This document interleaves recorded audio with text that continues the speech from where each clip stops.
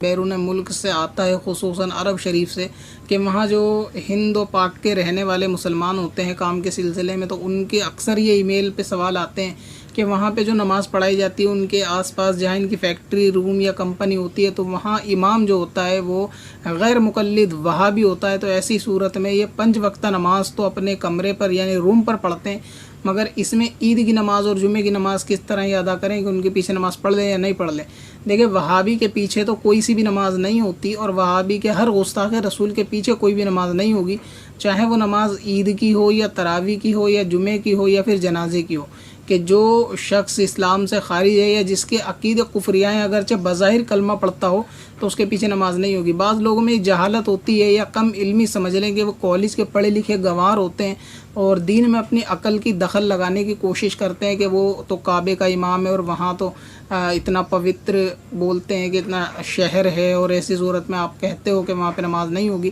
تو جگہ دیکھنے سے نہیں ہوتا کہ نماز کہاں ہوگی کہاں نہیں ہوگی، بلکہ نماز تو جنگل میں بھی ادا ہو جائے گی۔ شرط یہ ہے کہ امام درست ہونا چاہیے۔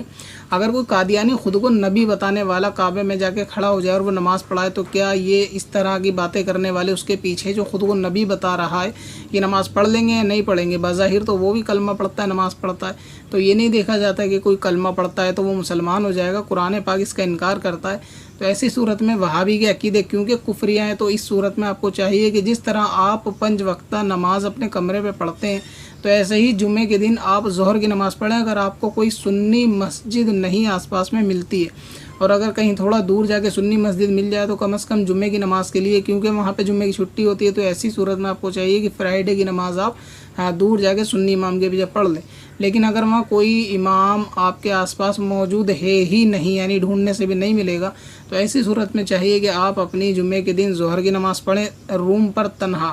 اور اسی طریقے سے عید والے دن کہ عید میں نماز جو ہوگی ان کے پیچھے عید کی نماز بھی نہیں ہوگی، تو آپ کو چاہیے کہ کمرے پر 2 رکعت نماز عید کے دن نفل شکرانے کی ادا کر لیں، یہ زیادہ بہتر ہے۔ یا ایسا شخص کہ جہاں عید کی نماز نہیں ہوتی ہے، اس کو عید کی نماز نہیں ملتی، یا امام بد عقیدہ ہے کہ اس کے پیچھے یا اس کے عقیدے کفر تک پہنچے ہوئے ہیں کہ اس کے پیچھے عید کی نماز وہ نہیں پڑھ سکتا، تو اس کو چاہیے کہ عید والے دن عید کے وقت میں یعنی جب نماز کا وقت ہو صبح میں وہ 2 رکعت نماز نفل ادا کر لے، یہ اس کے لیے کفایت ہوگی، مگر یہ کہ وہابی کے پیچھے نماز ادا نہیں کی جا سکتی۔